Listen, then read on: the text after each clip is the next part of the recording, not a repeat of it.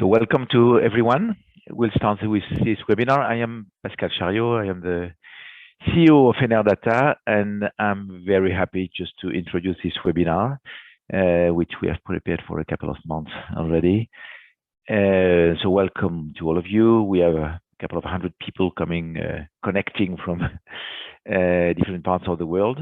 And I'm very happy that we have this webinar because we've been working for a long time at Enerdata on the energy demand and energy balances, supply and demand connection, and this comes to flexibility and to the different solutions we can bring on this topic. So we are quite excited to show you what we've been going around during the last months.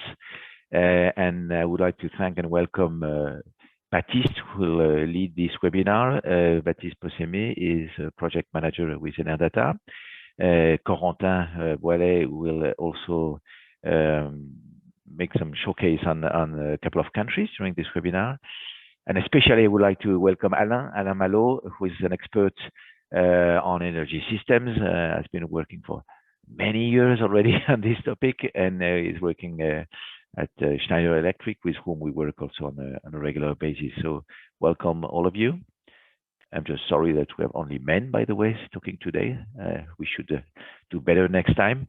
And I leave the floor to Baptiste, that will explain what we will be, how this webinar will be organized, and the way you can also ask questions and so on.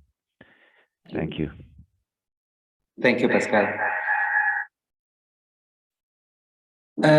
Yes.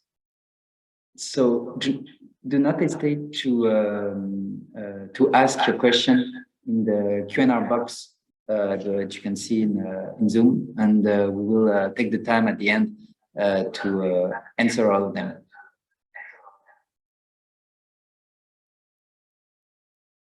Okay, before we dive into the subject, some of you might already know Enerdata, some might not.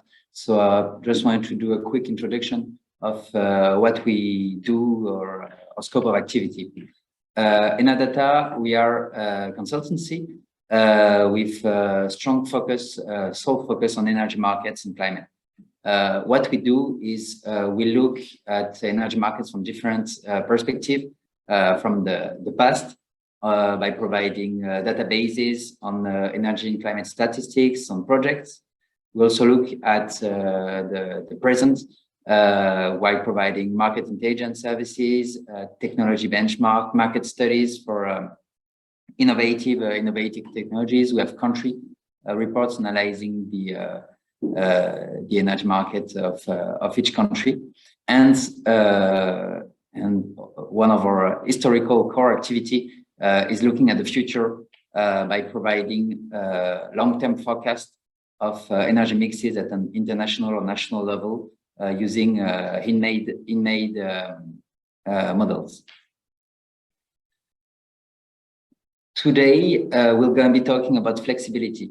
Flexibility is, as you can see, you might have seen on the website, it's not written as such today as one of our core activity, and that's because it is something that we have been developing over the last years, because while working on power plants, while working on batteries, while working on energy demand, energy efficiency, flexibility is at the crossroad of all of these topics, and it has become by necessity, let's say, one of our competencies, one of our key activities. And today we are currently structuring this activity to make it become one of our core activities. Very briefly, in terms of portfolio of services, what we provide is information services, be it databases, market access to market reports, long-term forecasts, market watch. Those services can also be customized. For instance, some of the forecasting model we do can be customized for each customer. We provide consulting, custom consulting, in particular market studies, strategic analysis, due diligences for investors, for instance, regulatory feasibility studies for different type of projects, and training. Usually in addition to consulting services, but that can be also a standalone offer. Now, let's dive into the subject. We will be talking today about flexibility and market design. So the topic is very broad and is sometimes misconfused. So we'll start by introducing flexibility. Then we cannot talk about flexibility without talking about energy markets as a whole. So we'll have to introduce a global overview of electricity markets and their difference, historically speaking and geographically speaking.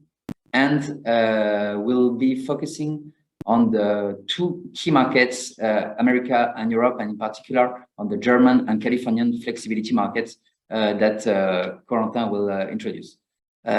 You might ask yourself why we are not presenting the French market, since most of us here are French. It's of course a topic on which we have a lot of experience and knowledge, but let's say it would have been too easy for us. So I wanted to get a bit deeper on that.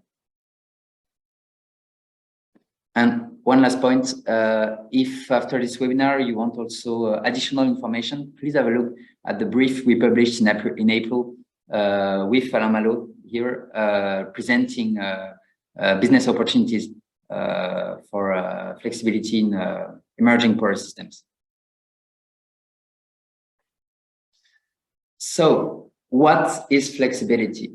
Flexibility, it's an umbrella term, meaning that it has a lot of definition. We found ourselves at least a dozen definitions. And if you take the one from ARENA, IIA, ACER, for instance, it will differ, but there is always some common ground. So the definition we'll give here is the ability to provide upward and downward power adjustments to the electricity grid. Two important takeaways to consider here. We're talking about electricity and electricity grid in particular, meaning that flexibility can be linked to other type of energies, hydrogen, methane, heat, for instance, but the end focus is always on the electricity grid. And we're talking about real-time adjustment. So it does mean that sometimes you have to anticipate, it does mean you have to consider forward markets, but the end scope is on the real-time adjustment. And when we talk about flexibility, it includes a wide portfolio of practices and technologies. The challenge of flexibility today is to optimize this portfolio on four key factors. First, resilience. You don't want the grid, you don't want to avoid the blackout, you want to keep a good power quality for everybody. Then reducing CO2 emissions, in particular, while integrating more and more variable renewable energies into the grid. Then efficiency, minimizing losses along the grid, and in fourth, the cost of the total system. And this portfolio of practices and technologies applies to a lot, very wide, broad scope of assets. When we talk about flexibility assets, if you look at recent publication, recent comments, there will be a lot of focus on new and emerging technologies, meaning, for instance, electric vehicles. We talk about vehicle to grid, home appliances, while talking about demand response or demand side flexibility, depending on if you're on which side of the Atlantic you're on, and stationary batteries, of course, that have been gaining more and more traction those last years. But it must not be forgotten that that having a flexible grid means also considering more mature technology. Hydropower, for instance, is by far the number one clean asset for optimizing the grid. Fossil plants are still and will still be in the next year part of this portfolio, so they must be considered as well. And it's also important to consider non 100% electrical assets, for instance, interaction with heat network, district heating, interaction with green gases production.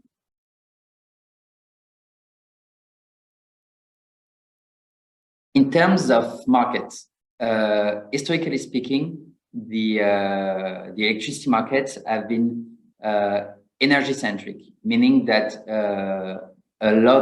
most countries, including in Europe, including in the US, had large integrated players where the financial exchanges were directly linked to the energy exchanges between the producer, the transmission utility, the distribution utility, and the end users.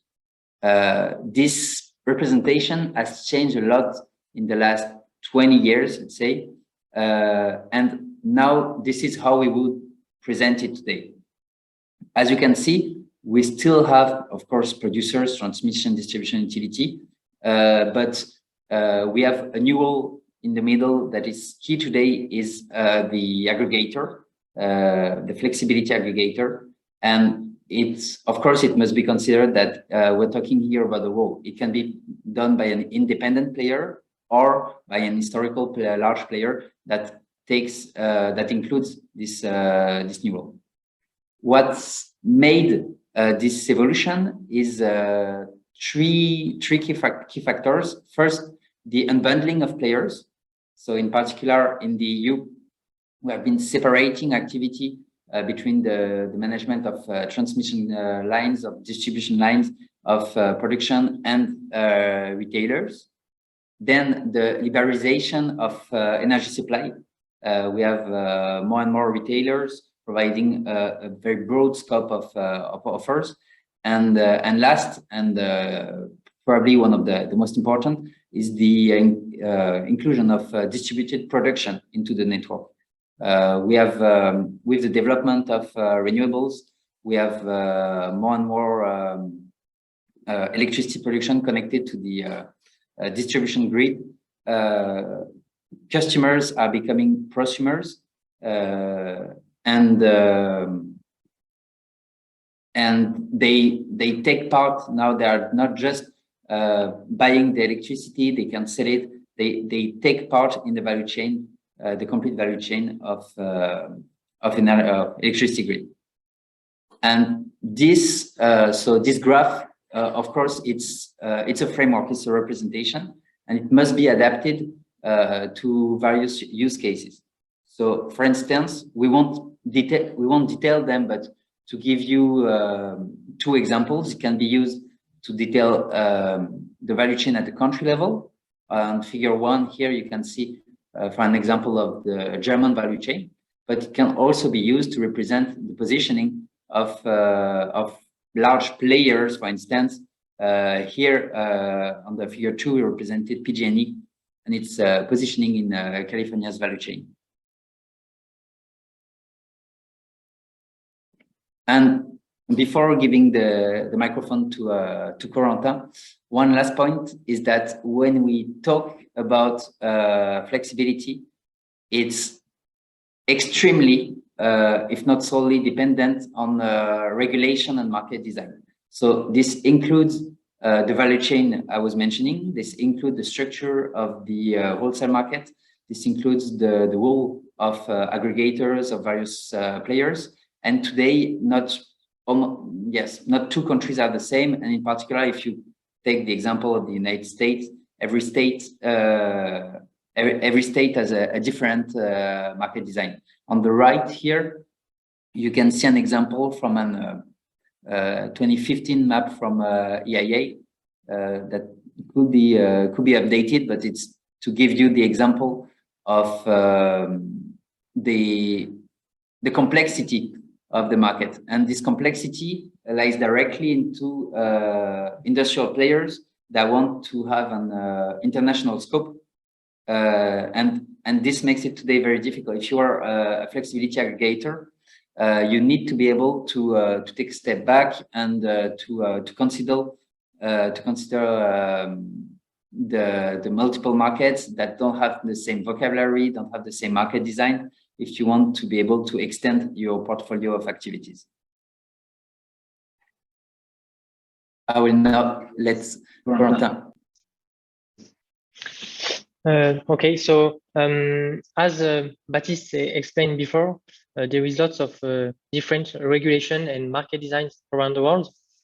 But the idea is that we can use US and EU as references from which most other markets are adapted.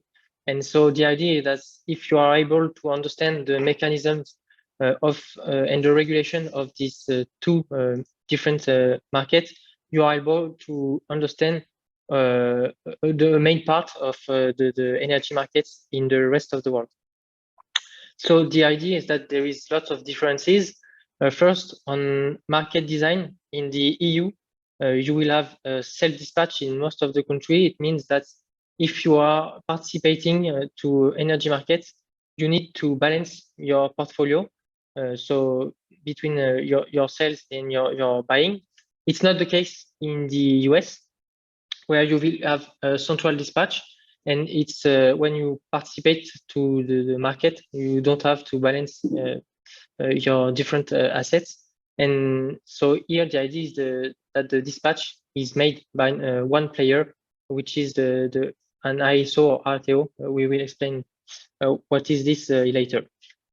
In terms of price, so as you must know, in the EU, it's a zonal price. So it means that you have one price per zone. It can be a country, like you have one price in France, one price in Germany, but you can have also several zones in one country, like in Sweden, where you have several zones of price in the country. In the US, it's different. You will have a nodal price. So you have one price per interconnection node. And here the idea is you have more price in the country. And here the price take into account the grid physics and congestion. So it takes into account, it's different. For the wholesale markets, the main difference is that in the US, you don't have intraday markets. So that's the main difference. And for real time in Europe, we call it balancing. So for intraday in the US, if you want to make intraday adjustments, the prices are set on the real-time market. For what is about wholesale structure, the idea is that in Europe, you will have two main players. A market player, who is in charge of financial trade, and then the transition system operator, who own and operate the different transmission line. Then in the US, it's different. You will have one main player, which is the ISO or RTO for independent system operator or regional transmission operator.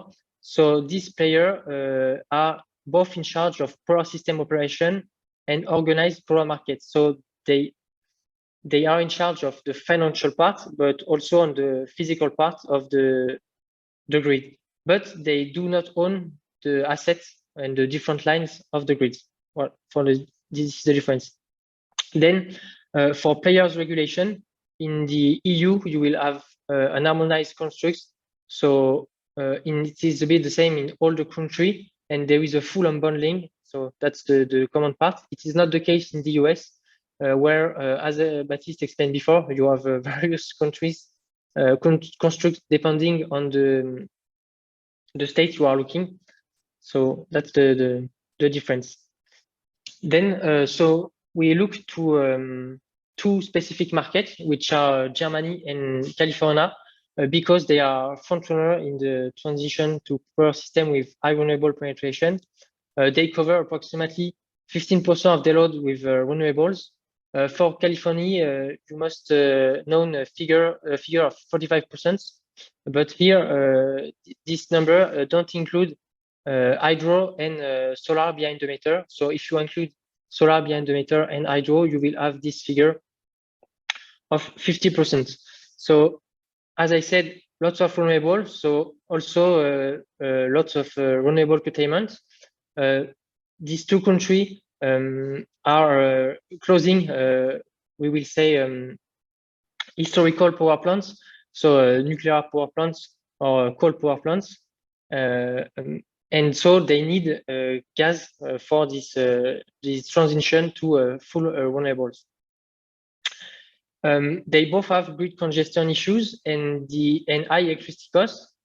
So this high electricity cost allows a high penetration of home storage and make home storage more profitable in these countries.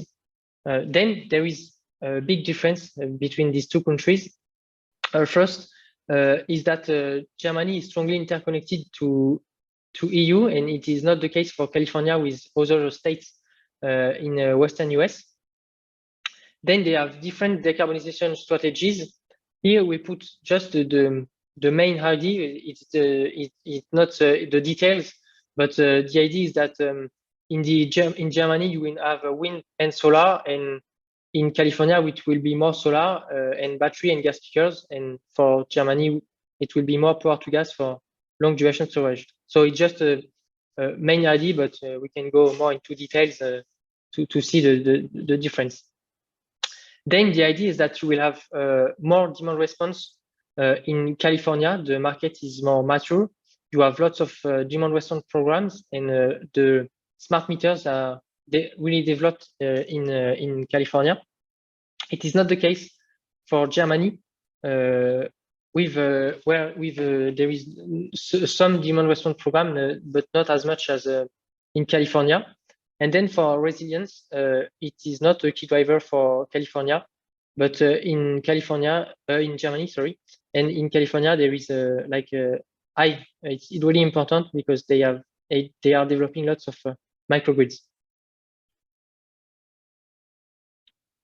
Then the idea is that we explain the different marketplaces for electricity in Germany.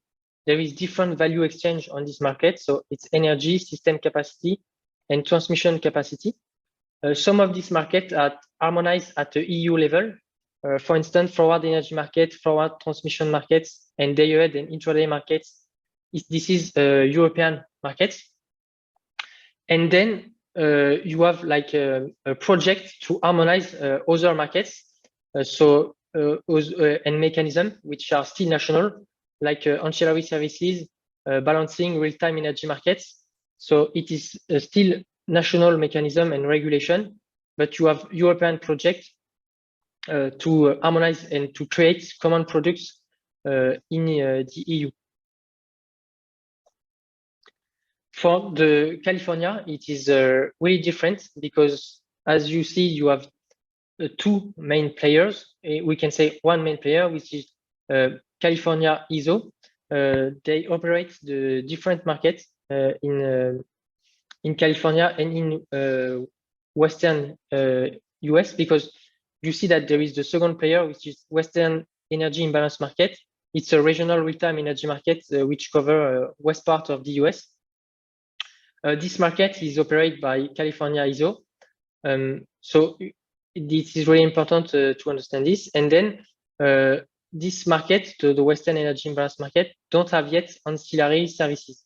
And to finish, the important thing is that, as you see, there is no capacity market in California yet. Then for the local ecosystem of these two markets, in Germany, you will have national and regulator and national agency, which make the different regulation and market rules. And then you will have, as I explained before, you have a full unbundling. So you will have utilities which produce energy and retail energy. And then on another part, you will have TSOs and DSO. Four main TSO in Germany. There is around 50 aggregators. Some of them are utilities in other countries, but in Germany, they only have aggregation activities. So it's, for instance, Centrica or yes. For California, a bit different because you have different regulator at different level, at state level, at federal level. So FERC, NEC, and California Public Utilities Commission. Then here, utilities are they produce energy, and they are also retailer, but they also own transport lines. So it's the difference with Germany and Europe. And then you have lots of aggregators, and here it's a non-exhaustive list of the aggregators in these countries. For the flexibility, if we look deeper to the flexibility resources and mechanisms in these countries, so here we put a different mechanism. The idea is that it's just a picture of today, and things are evolving and changing really fast. So strong changing are coming, especially for Germany, for the next winter, where an important part of the mechanisms are redefined and will more include demand response, because as we say here, not all of these mechanisms include demand response, so just some of them. We don't put all the flexibility mechanism in this graph for Germany. There is not frequency control mechanism and wholesale DSF for large industrial. Here there is only TSO, DSO congestion management with only megawatt-hour exchange, and then you will have the resource adequacy reserves with megawatt capacity. Okay, so, and as we see that the most expensive mechanism is the feed-in management with an important cost, which is an important cost for Germany. Then for the US, it's really different, because here it's not national programs, it is utility programs. So you have 10 to 20 programs per utility, like PG&E has its own products for demand response. So we put just a few of them here to give an example. And so we don't have make the same. You see that we don't have the same angle for the study of these two countries.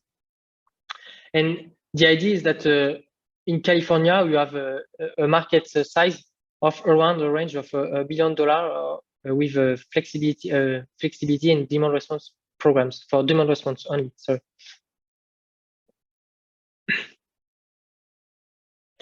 Then for the possible development of flexibility market in Germany, the first idea is that, as you might have seen before, there is the road dispatch 2.0 actually, but there will be a new mechanism which will be called the redispatch 3.0. The idea is that in this mechanism, you will open demand response to a low voltage level, and the idea is to reduce the use of the feed-in management and to reduce the cost of this important mechanism. Then we talk about the participation to a cross-border balancing mechanism. So it's a European initiative to harmonize products for flexibility. There will be a redesign of a support mechanism I explained before for next winter. And then an evolution of the tariff structure. It will take into account the real-time pricing, so the pricing based on market signal and market prices.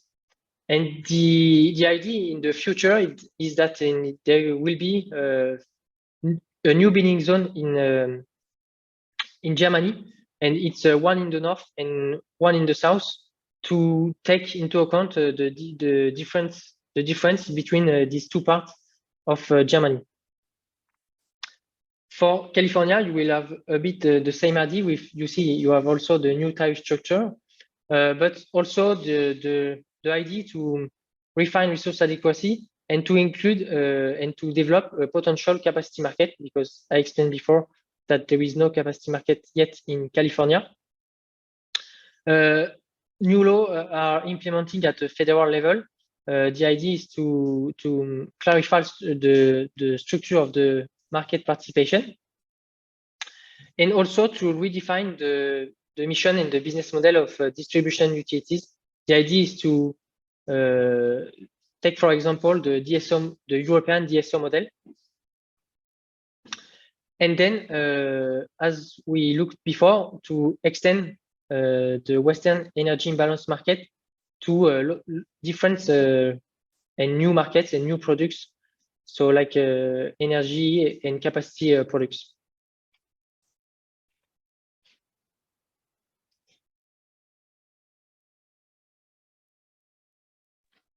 Thank you very much, Corentin. So yes, the presentation was quite dense. So of course, if you have any question, do not hesitate to ask them. We have some already. Just before going to the Q&A, two last things. First, I want to discuss a bit more about our offer at Enerdata, especially on flexibility linked. As I said at the beginning, flexibility is not listed today as one of our core competencies. If you go to our website, you won't find yet a page dedicated to flexibility. It's going to come soon, but it doesn't mean that we're not active on it. If we look at the off-the-shelf product side of things, for instance, we provide a lot of data information on flexibility assets. For instance, we have a power plant tracker analyzing the power generation assets, fossil, renewables, batteries, hydrogen globally, with analysis of cost, with analysis of the benchmark of our power mix evolution. We have by the end of the year, hopefully, we have a market report on the European battery market coming soon, including the coverage of vehicle-to-grid applications and the development of stationary batteries in the development of flexibility services. And we have also, so it's on demand, so do not hesitate to send us a mail if you would like to have more information on this, but we have a database on the microgrid projects globally with an analysis of the current and future trends.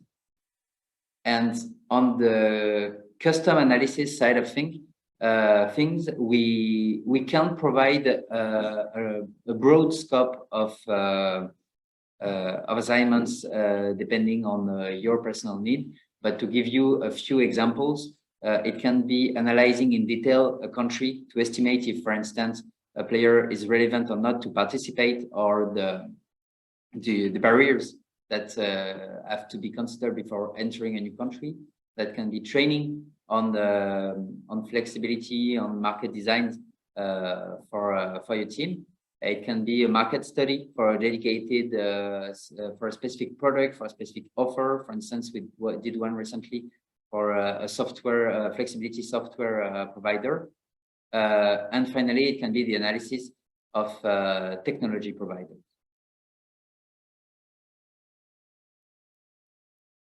And one last thing before going to the Q&A session. So we spoke a lot and we want to give you a bit of time to express yourself. So I will start a poll that's up. You should now see on your screen a poll. We will be really interested if you could take, let's give it 45 seconds, 1 minute to understand which part of flexibility, which subtopic of flexibility you are the most interested in. Of course, the result will not be displayed individually, so do not worry on that side. I'll give you a few seconds and we'll start the Q&A just after that.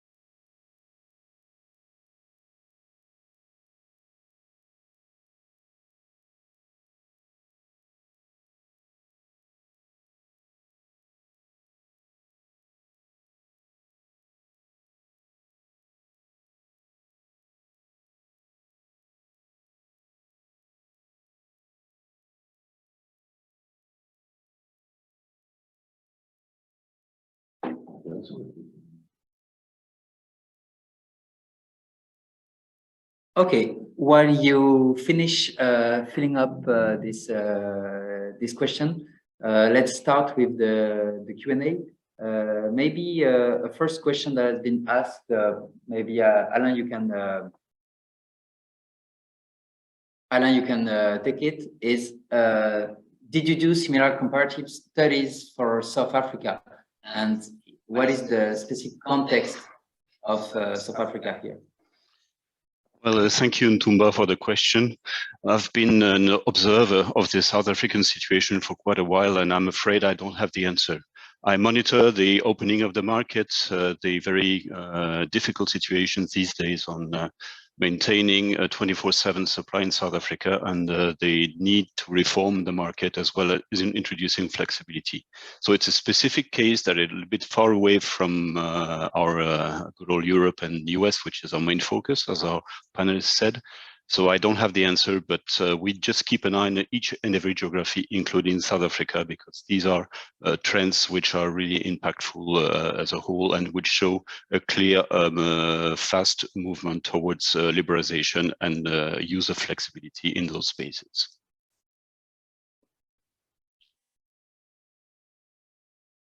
Okay, another question is the definition we gave of flexibility, meaning that it is dedicated to a real-time adjustment. So you said that flexibility should address all time scheduled to help DSO and TSO to better manage the investment on the long term. I can maybe start answering, and Alain can take over. But as I said, flexibility end goal is the real-time adjustment of the power system, but it doesn't mean that it must not be anticipated. If we consider in Europe, for instance, capacity markets that have to be anticipated years before, if you consider the different forward markets that are both present in the American and the European cases we presented, there is a complementarity between both.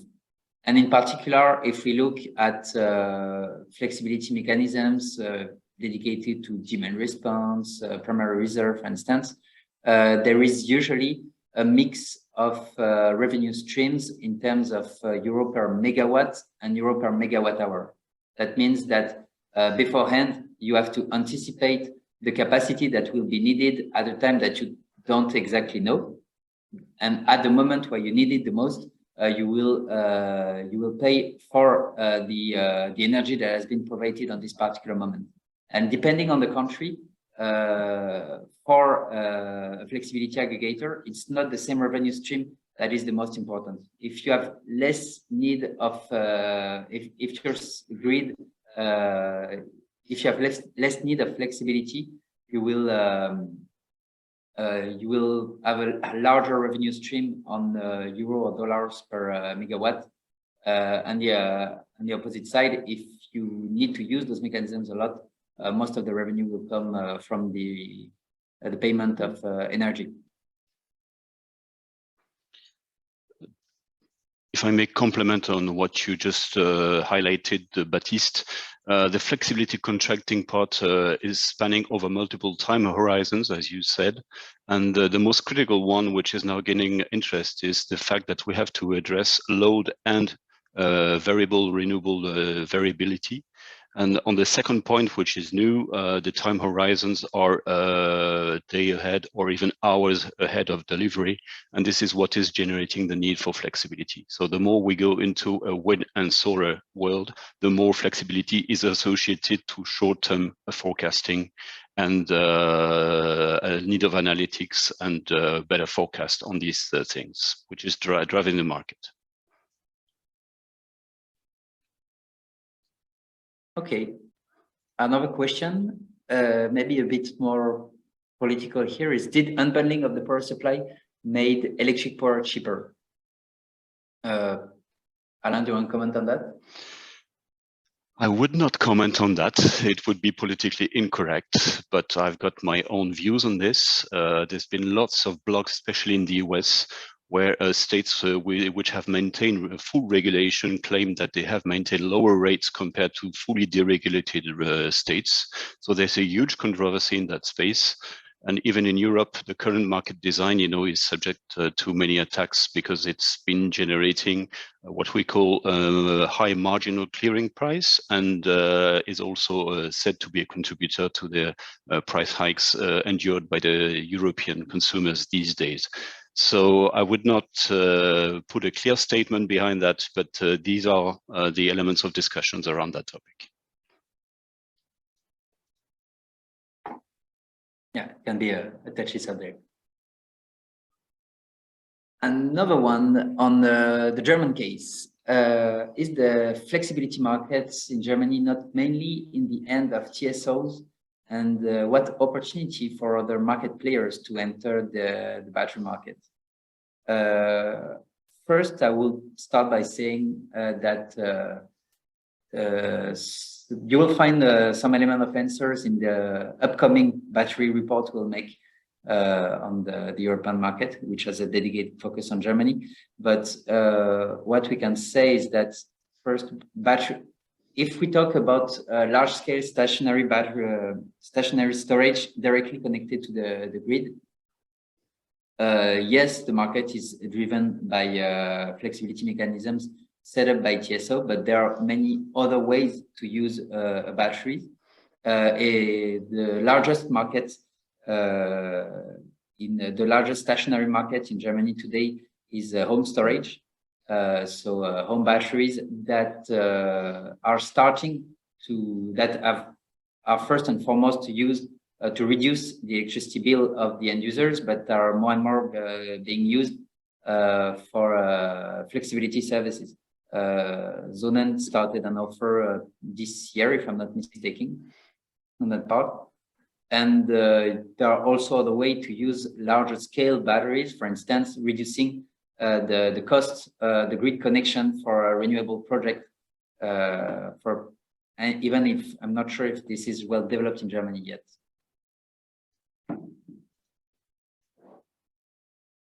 Fair comment.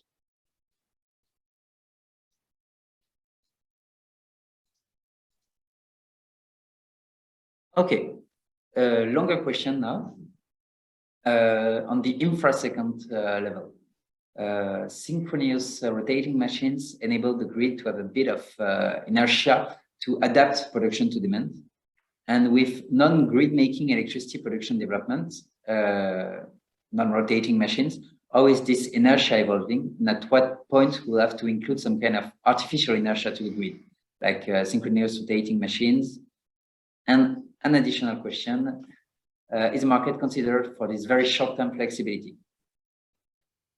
Alain, maybe? Maybe I can start on this point, reflecting the emergence of what is called the FFR, or Fast Frequency Response Services, which is in addition to the conventional ancillary services. So with a European denomination, we had FCR, FRR, and RR as being the three elements of frequency response. And the FCR, the containment part, was activated within 30 seconds of an event, of a disturbance in the frequency. Based on what is described here as being the inertia problem, we can see countries with high renewable penetration having the need to react in less than 30 seconds, typically 5 seconds or less. So we see batteries coming into the game, which have got this ability to react and to be activated by very fast communication channels, and to maintain grid stability without waiting for 30 seconds to have the traditional inertia provided by machinery. So this is happening in places with a high renewable penetration. We can see this in the UK, in Australia, to name a few, and this will be needed as renewable penetration grows. For countries with a high stability and high interconnection with a wide copper plate, like the Central European market, this is not a need these days. It will come later as opposed to islands and smaller copper plates with the weaker configuration, which is a real need these days. So this discussion around inertia is picking up in places with this kind of characteristics, and the most salient need for inertia is in islands, off-grid islands were exposed to high renewable penetration. This is a very quick need where we can see batteries supporting the grid with real contracts and real value right now. Thank you. Another question on the consumer's perspective.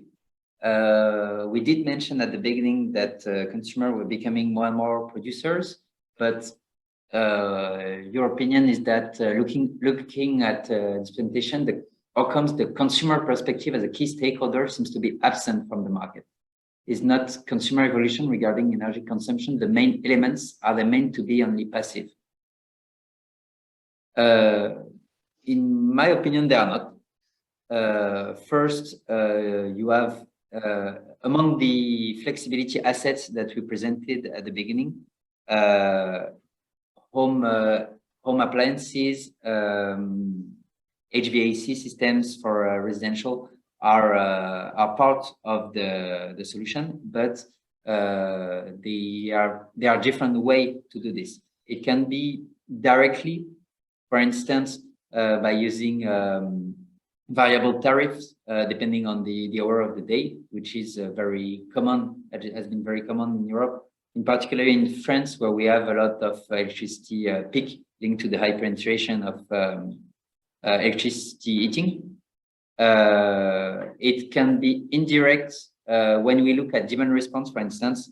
Most demand response today is centralized around industrial or commercial players, but you have players, for instance, Boillet in France, that aggregate flexibility capacities from residential customers in order to provide a few hundred megawatts, up to a few hundred megawatts of flexibility that can be used in primary reserve and secondary reserve.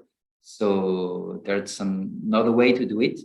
And one last element I would say is that there is a more and more, if I take again the French example, considering the current energy context, considering the issues we currently have with nuclear power plants, there is a lot of expectation on whether we will pass the winter without any electricity cut.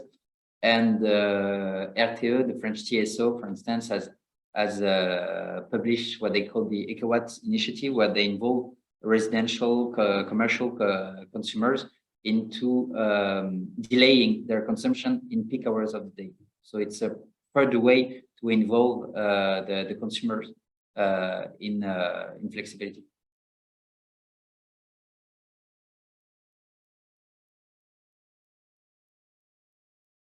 One that is maybe for Alain, which of the two models work better in integrated variable renewable energies and reducing levels of curtailment, and why?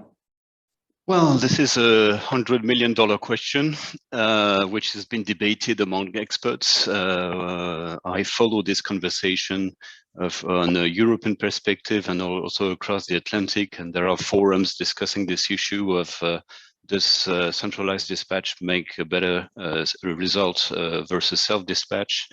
And there is no clear conclusion. If you listen to the Europeans, they will more argue on the pros of self-dispatch, while the Americans see a little bit more of complexity and some inabilities to meet, especially the nodal pricing, which is a very key characteristic of the central dispatch. So it's an ongoing discussion. The level of complexity is very high, and there has not been any clear conclusion so far on which one does make the best result. Shifting from one market design to another is extremely time-consuming and extremely complex. So I view that Markets who have gone one way will maintain this because the switching costs would be way too high. So there's no way to shift from the left-hand drive to a right-hand drive in cars, and similarly applies to my electricity markets. So we have to live with what has been decided in the past and take the pros and the cons of each market design.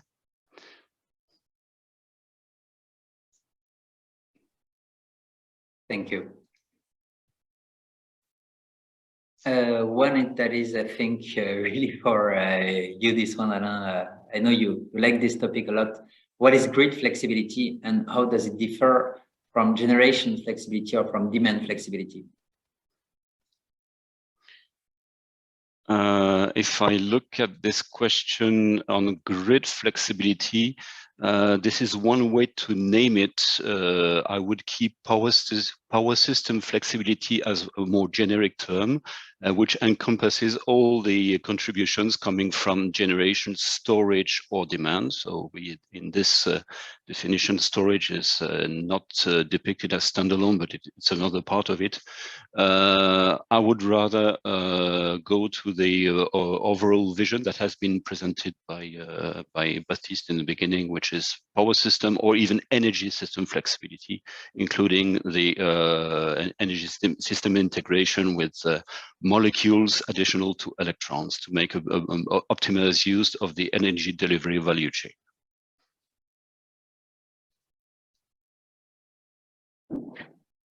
Okay, I think we still have time for maybe 2 or 3 more questions. How do you calculate the role of different options of flexibility in the total need for flexibility? Are different types of flexibility in competition between them? So to give a first element of answer, yes, there is an ongoing competition between different types of flexibility, but at the same time, all flexibility do not answer to the same type of mechanisms and to the same type of needs. For instance, sometimes we mentioned earlier the infrasecond need for adjustments on the primary reserve. You will need very short-term answers that can be typically answered by batteries, and more by demand response, but not all demand response aggregators are capable of doing so. And with a bit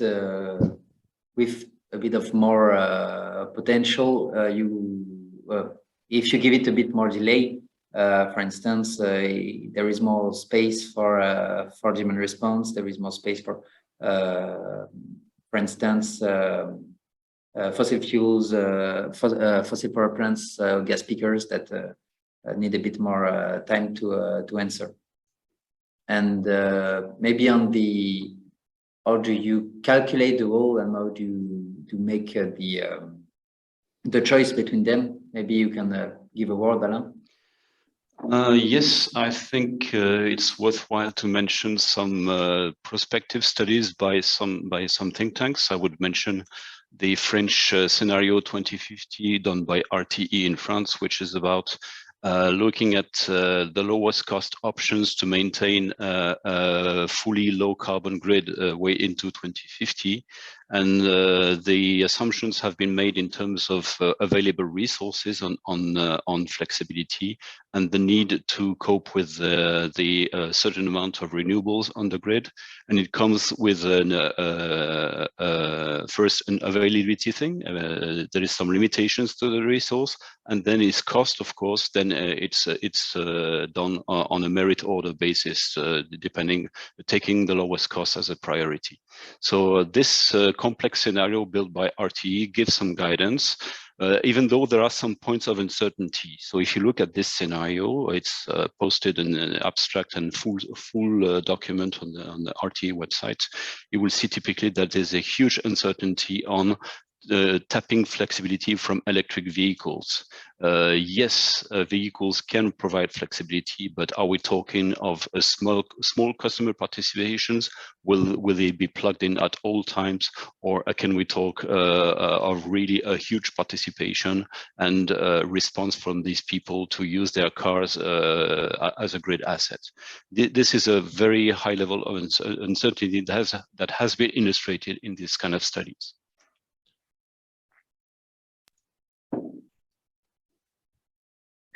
In the definition of flexibility, we mentioned resilience. How do we define resilience? So what I said at the beginning is the challenge of flexibility is to optimize the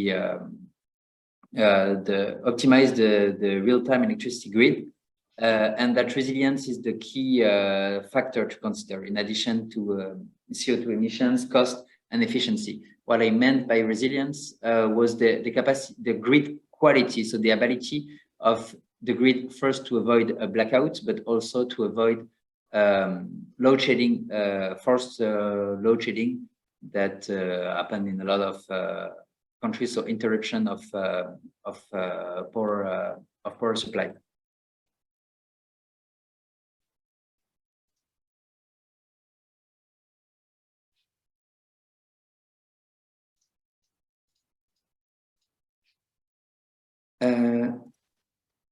Maybe one last question we had was to detail the content of the microgrid database that we have. So to give it a few words, but of course I can send you more information afterwards.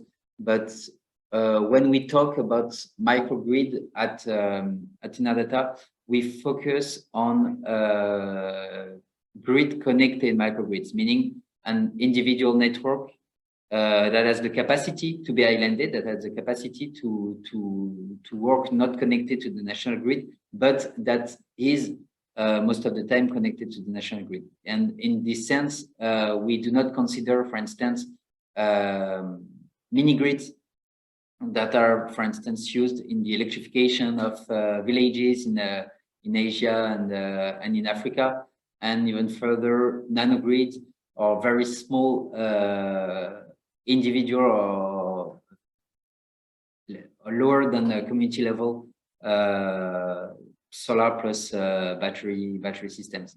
And in our database, we included projects with so hybrid projects. So we did not, we include projects that at least included storage, batteries, hydro, or anything else, and project with a minimum size of 1 megawatt.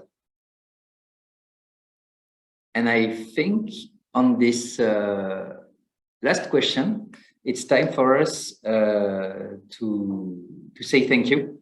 It was a pleasure speaking with you. And for those in the same time zone as us, have a good lunch.